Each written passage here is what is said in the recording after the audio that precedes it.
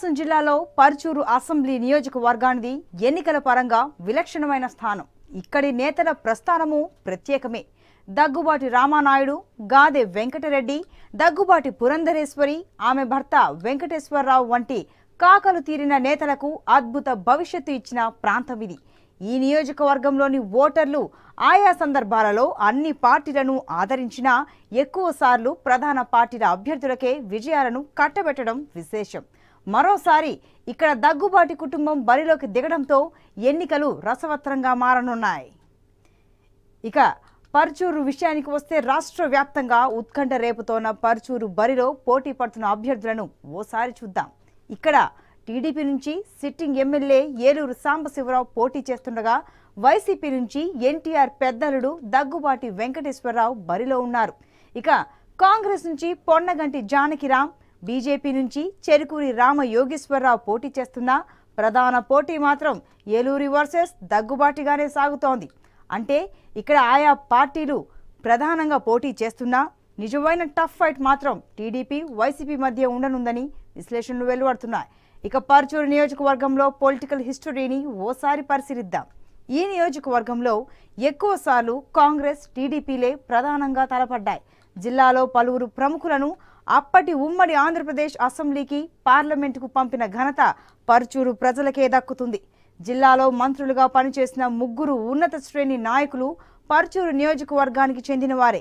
ఇంతటి ప్రత్యేకత జిల్లాలోని మరే నియోజకవర్గానికి లేదు.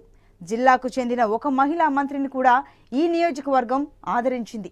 ఇన్ని ప్రత్యేకతలతో కూడిన పర్చూరు నియోజకవర్గంలో ప్రస్తుత సార్వత్రిక ఎన్నికలు అత్యంత ఆసక్తికరంగా మారాయి. టీడీపీ ఆవిర్భావం తర్వాత ఈ నియోజకవర్గం టీడీపీకి కంచుకోటగా మారింది.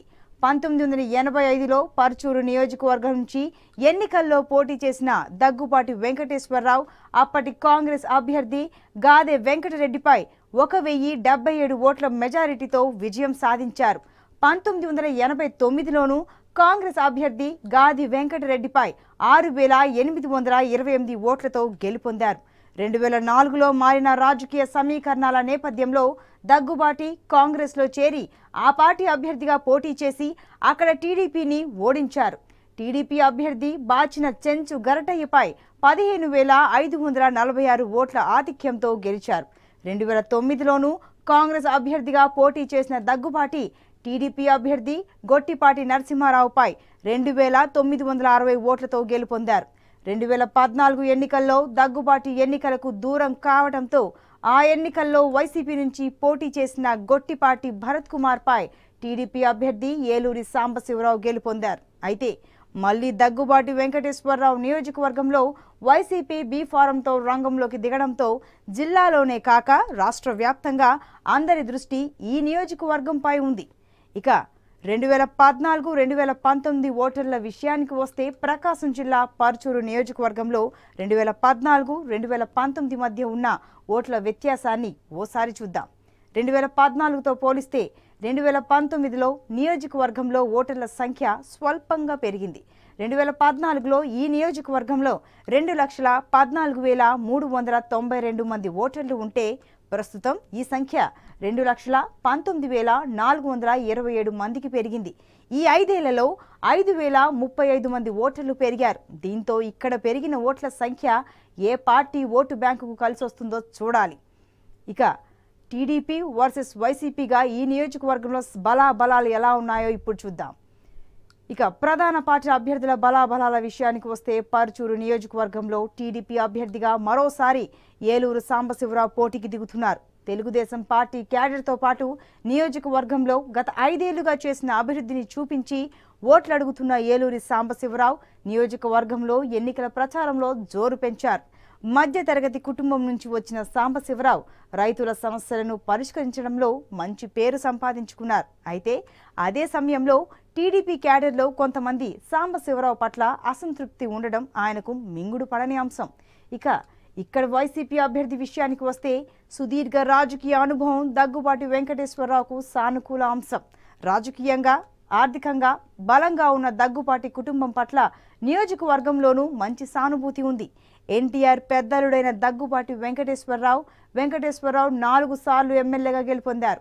మంత్రిగానూ పనిచేసిన అనుభవం ఆయనకు ఉంది. రాష్ట్ర విభజన తర్వాత కొంతకాలంగా రాజకీయాలకు దూరమైన దగ్గుబాటి వెంకటేశ్వరరావు అనూహ్య పరిణామాల నేపథ్యంలో మరోసారి ప్రజాక్షేత్రంలోకి వచ్చారు. దగ్గుబాటి ఎంట్రీతో వైసీపీ క్యాడర్ అంతా ఏకమైంది. ఆయన విజయానికి కృషి చేస్తోంది. అదే సమయంలో ఏలూరి సాంబశివరావు వ్యతిరేక వర్గాన్ని సైతం దగ్గుబాటి తన వైపు తిప్పుకునేందుకు ప్రయత్నాలు చేస్తున్నారు. రాజకీయ వ్యూహకర్తగా పేరున్న దగ్గుబాటి తన గెలుపు కోసం పక్కాగా వ్యూహ రచన చేస్తున్నారు. ఇక టీడీపీ పార్టీ యొక్క పాజిటివ్ మరియు నెగిటివ్ పాయింట్స్ని చూద్దాం. పర్చూరు నియోజకవర్గంలో టీడీపీ వైసీపీ పార్టీల సానుకూల ప్రతికూల అంశాలను ఓసారి పరిశీలిస్తే ముందుగా అధికార టీడీపీ విషయానికి వద్దాం. ఇక్కడ ఈ 5 ఏళ్లలో జరిగిన అభివృద్ధినే నమ్ముకున్నారు. 15 ఏళ్లుగా జరగని అభివృద్ధిని 5 ఏళ్లలో చేసి చూపించామనే ప్రచారం నియోజకవర్గంలో జరుగుతోంది. అదే సమయంలో ఏలూరి సాంబశివరావు టీడీపీ క్యాడర్ను కాకుండా తనకంటూ ప్రత్యేకమైన అనుచర గణాన్ని ఏర్పాటు చేసుకున్నారనే అపవాదు ఉంది. ఇక వైసీపీ పాజిటివ్ మరియు నెగిటివ్ పాయింట్స్ విషయాన్ని చూద్దాం. మారిన రాజకీయ పరిణామాల నేపథ్యంలో పర్చూరు నియోజకవర్గంలో ఈసారి వైసీపీ పార్టీ బలంగా కనిపిస్తోంది. ఈసారి దగ్గుబాటి వెంకటేశ్వరరావు లాంటి దిగ్గజం ఆ పార్టీలోకి ఎంట్రీ ఇవ్వడంతో వైసీపీ శ్రేణుల్లో ధీమా పెరిగింది.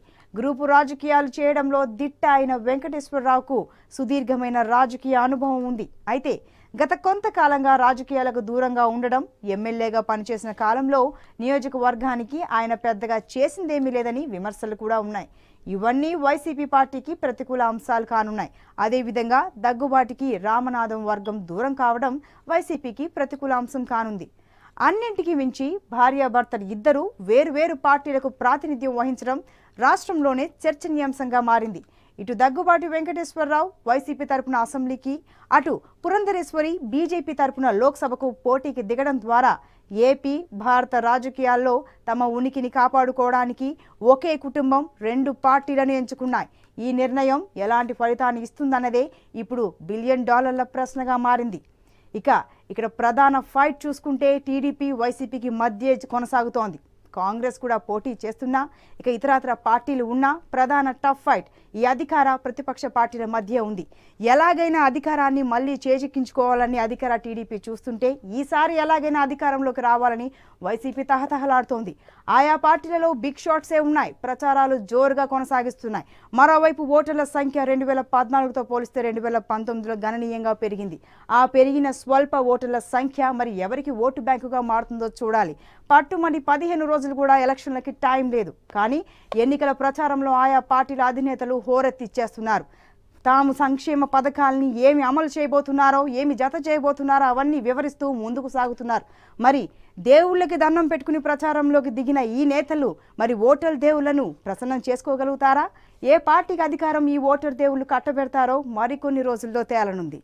ఇది ఈనాటి పర్చూరు నియోజకవర్గానికి సంబంధించి కంప్లీట్ పొలిటికల్ ఎనాలిసిస్. మరో నియోజకవర్గం యొక్క కంప్లీట్ పొలిటికల్ ఎనాలిసిస్లో వార్ 2019లో మళ్ళీ కలుసుకుందాం. చూస్తూనే ఉండండి AP 24/7 న్యూస్ మూమెంట్.